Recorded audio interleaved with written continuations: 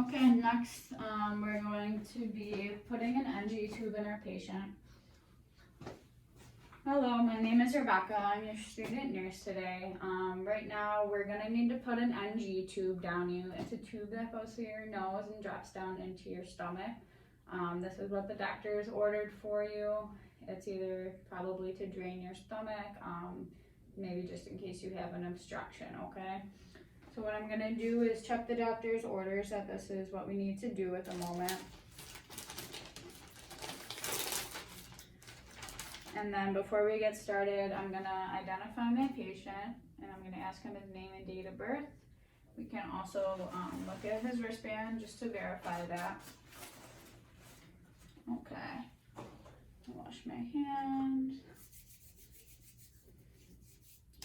I'd also explain to the patient at this time that it is somewhat of an uncomfortable procedure, but it is really gonna help him to keep swallowing as the tube goes down, allow him to take small sips of water to let that tube go down more freely down his throat and into his stomach.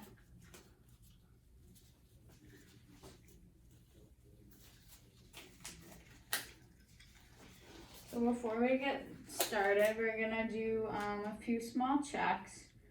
First, I really wanna look up this patient's nostrils. Sometimes it's clear that one nostril is more patent than the other, or the patient might have a piercing, so one nostril might be better than the other. For this purpose, I'm gonna go with the patient's left nostril just because it's closer to me, but we would check that out with our pen light. Next, we're gonna use a tongue depressor, and we're gonna put this in the patient's mouth just to assess their gag reflex and make sure that they have one. All right, this is good. Throw that out. I'll put it back in here. And then one more thing that's good to do before you start this is to just assess the patient's bowel sounds quick.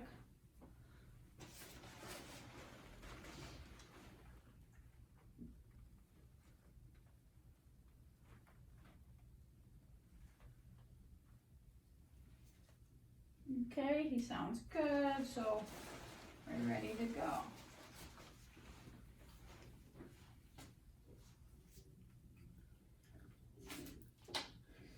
Okay, so this is our NG tube. We're gonna take it out of the package. We're gonna make sure it doesn't drop on the floor or anything. So this is not a sterile procedure, but we're gonna keep it as clean as we can. So in order to know how far we put our NG tube down, we have to measure from the patient's nose. I'm gonna remove this just so we can see. From the patient's nose, line this up so it doesn't fall,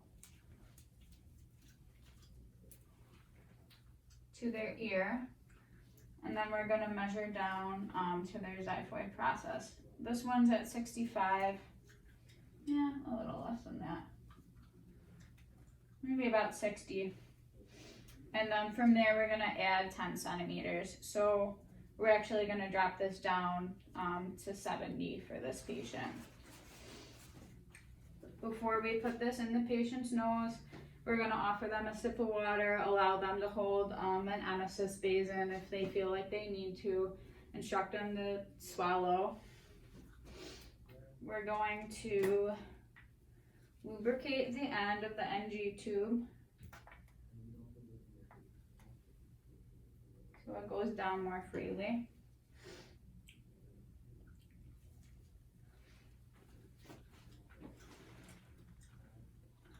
And we are going down to 70.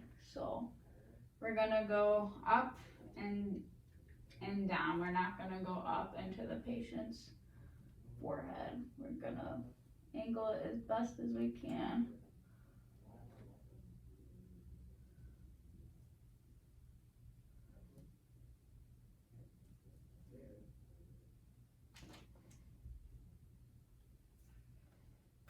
And I do feel some resistance here. I think it is just because of the mannequin. I can't get it up. but in a regular clinical setting, we would try to really get it to the number that we measured. Assuming that this has gone down and everything, what we need to do next is secure this to the patient's nose, because we worked hard to get that in there, so we do not want it to fall out. To do that, some places have a little piece that's already made for you, but here we're just going to use a piece of tape.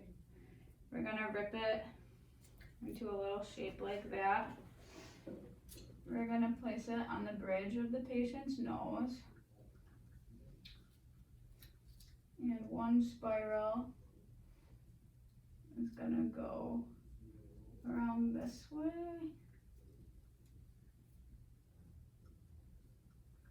And the other spiral is, we're going to make sure we don't tape the patient's nostril shut. It's not really sticking because of the lubricant that I put on. But we're going to make sure basically that this is nice and secure. Obviously, there's other ways of doing it, but this is how we do it now. After this, 3 ways to check for placement of the NG tube is with a chest x-ray. We can also aspirate contents from the gastric acid and place it on a pH strip and check that way. We can also use our stethoscope to auscultate the sound of air going through the tube, or we can take the patient for a capnography. We would, in a real clinical setting, we would have to hook this up to wall suction with an adapter, this part, and we would have to check the orders to see if it is intermittent suction or continuous suction, just to make sure we don't cause the patient any discomfort. We're going to document what we did. We're going to make sure that the patient is feeling all right, how he's tolerating it, everything like that. Okay.